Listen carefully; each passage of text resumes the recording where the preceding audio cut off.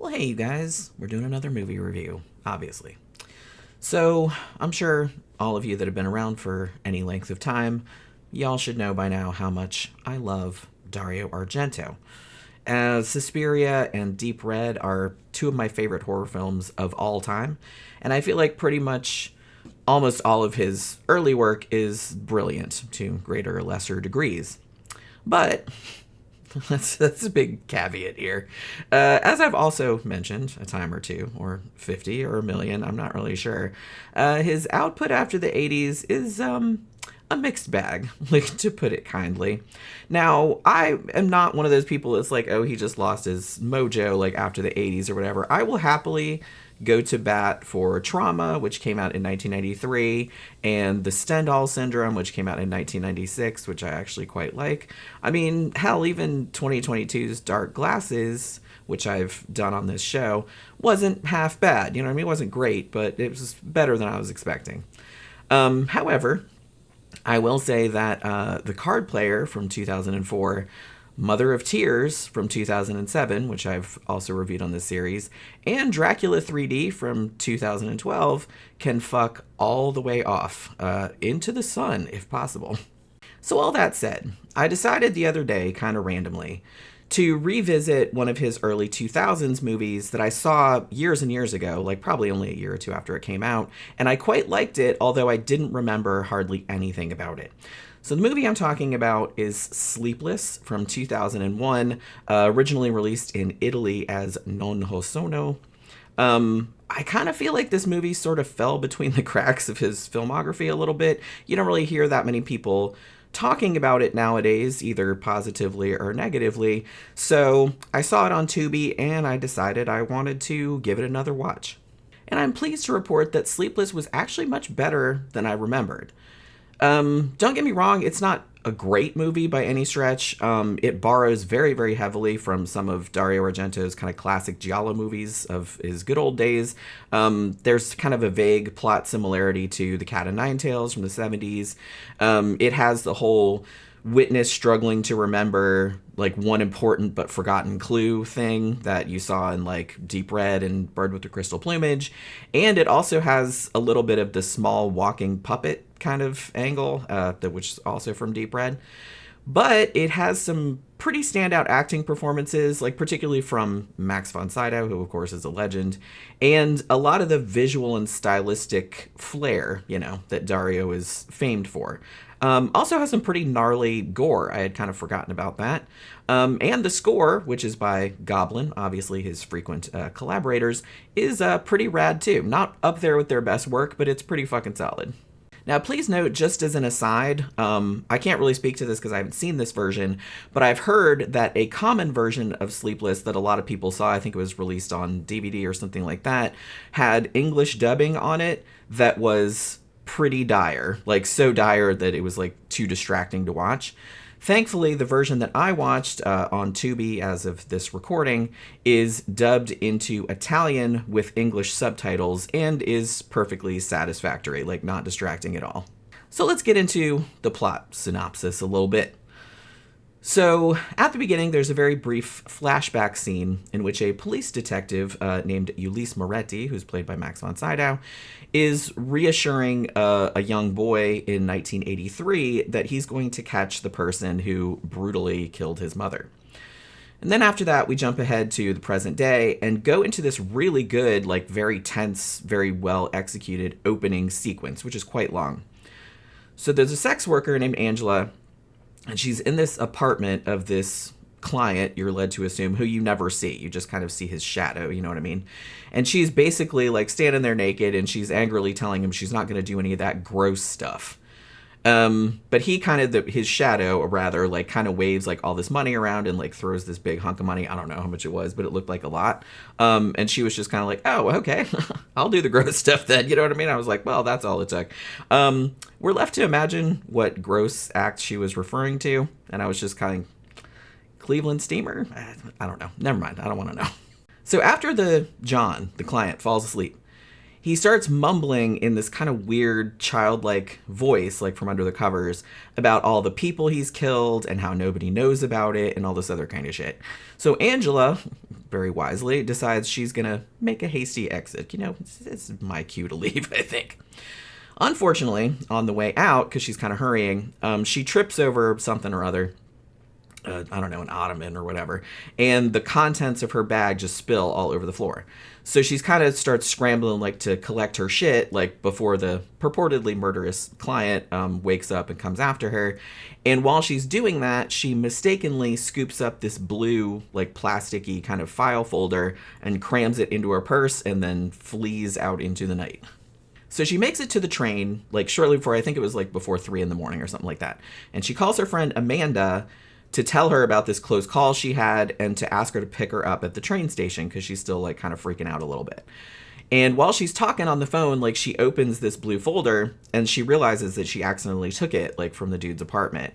And so she starts looking through it, as you would, and is horrified to discover that it has, like, all these newspaper clippings about a guy known as the Dwarf Killer who did a series of murders, like, back in the 80s.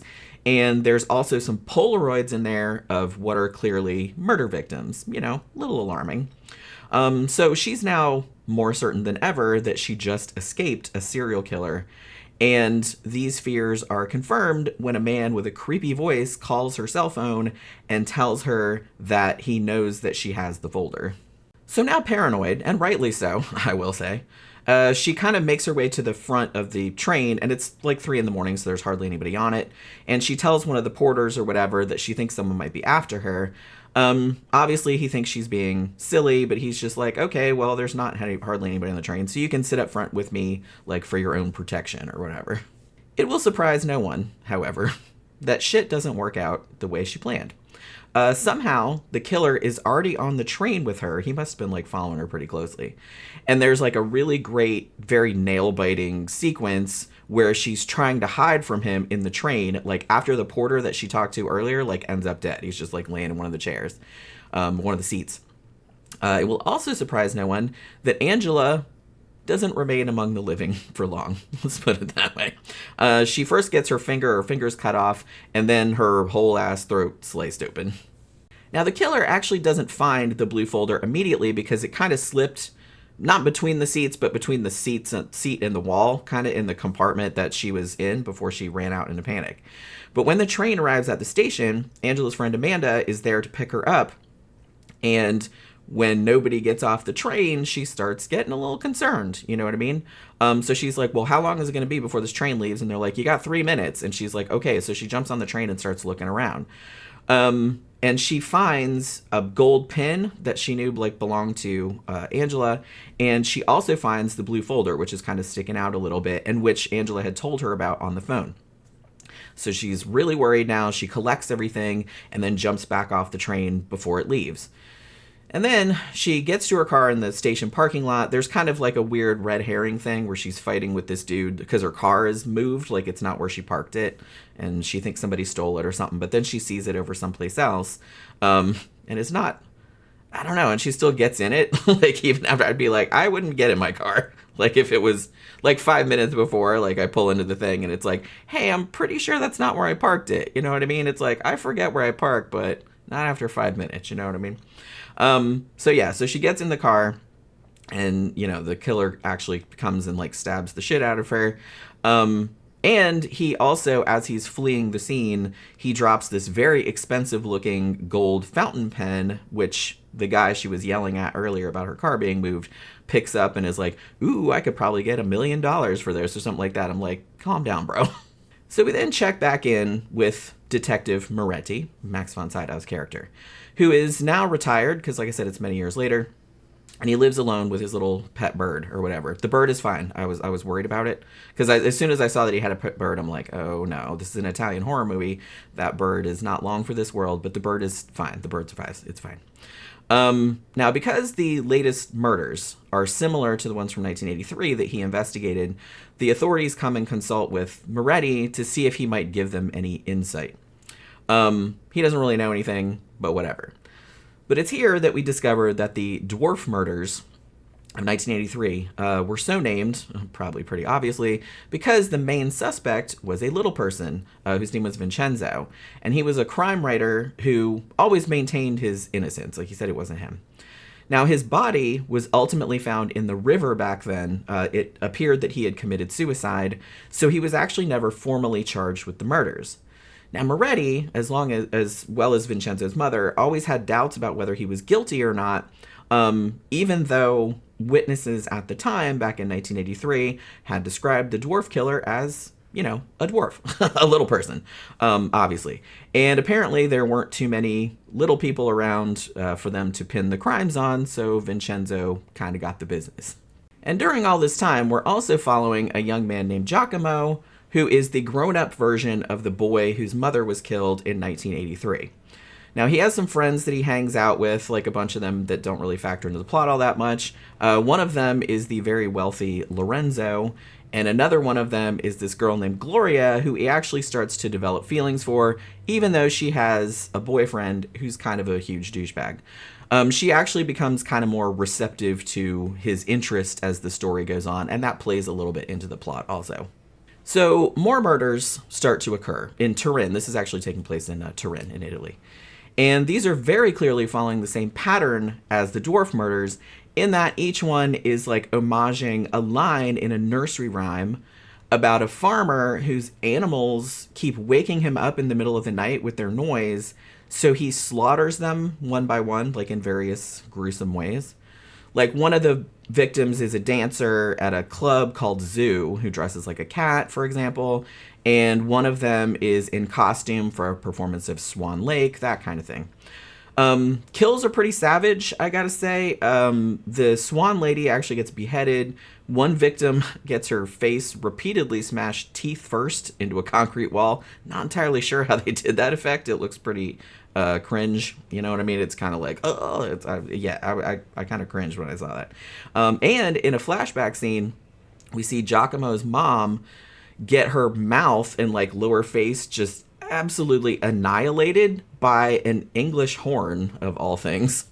So because the murders, very eerily recall the dwarf murders, police are starting to wonder whether they have a copycat killer or whether the main suspect, Vincenzo, might have somehow faked his own death and is now on the rampage again, like 17 years later. The mystery is compounded by the fact that when investigators check Vincenzo's tomb, like they, go exhume him, they discover that his body is gone. There's also the small matter of a weird sound that Giacomo heard as he was watching his mother get murdered, because he was like hiding under the bed when it happened. It was a very distinctive noise that he's sure he's heard before, but for years he hasn't been able to place it, and it's been like bugging him. Detective Moretti also makes a map of the original dwarf murders and the recent ones, and he can't figure out why the 1983 killings were all kind of confined to one single neighborhood, and then the newer ones are just spread out all over the city. Now, the identity of the killer starts to become clearer as the story goes on.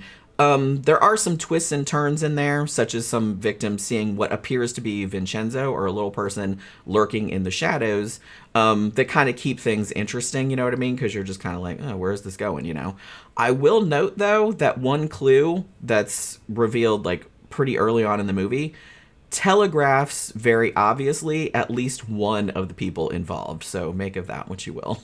So as I said, this isn't a masterpiece by any stretch of the imagination. It's a bit convoluted. It kind of drags a little bit in parts, not much. Has some kind of big plot holes, but nothing super egregious. And is very derivative of Dario Argento's earlier work in a way that some people might think is just like a pastiche, you know what I mean? But honestly, to give credit where it's due, when this movie hits, it hits. Like I said, the opening sequence is fantastic, like very, very tense. And, his talent for crafting these visually stunning set pieces still there. I mean, it's not up to the level as it used to be, but you can still see, why he was the master of Giallo for a long time. Like I said, the murder scenes are very brutal. And very gory, so, if you're into gore, like, you should be pleased with that. And it's really nice camera work, too. Like, it has all these sweeping pans, like, tight zooms, all these really cool, like, close-ups and stuff. And, like I said, it kind of reminds you of his earlier work, like, in a really good way. And Max von Sydow, I have to say, is kind of the movie's secret weapon. I mean, he's easily the best actor in this. He gives the movie a lot of gravitas, but he also just has this very world weary, I'm too old for this shit kind of thing. And he's clearly like having a good time, like being in this film. And he just plays the character with such subtlety, and he really like classes up the joint. So that's like a big point in the movie's favor. So yeah, I mean, Sleepless, obviously not his finest hour, but it's far from his worst movie. Very far from his worst movie, Dracula 3D. So yeah, so I was actually pleasantly surprised by how much I ended up enjoying it. Like I said, I'd seen it a long time ago, probably in 2002 or 2003, and I remembered liking it, but I didn't remember, like it didn't make a huge impression. So I was happy to watch it again and found that I liked it like a lot more than I thought. So, I mean, if you're new to Dario Argento's work, I wouldn't recommend starting with this one, obviously. I would recommend starting with probably Deep Red or Bird with the Crystal Plumage. And if you're a diehard fan and haven't seen this, then I would definitely recommend it. I mean, just for the presence of Max von Sydow, and the movie does have occasional flashes of that old Dario Argento magic that you will recognize. So it's definitely worth watching for that. But like I said, if you're new to it, don't start here. Like, you know what I mean? Start with his early shit, like from the 70s and early 80s, and then maybe work your way to this one. Just skip Dracula 3D, though, and skip The Card Player, and skip Mother of Tears, too. Just saying. So that will do it for this review. Hopefully you guys enjoyed the video. If you did, please remember, like, share, subscribe, and comment, and I'll see you guys again on the next one. Bye.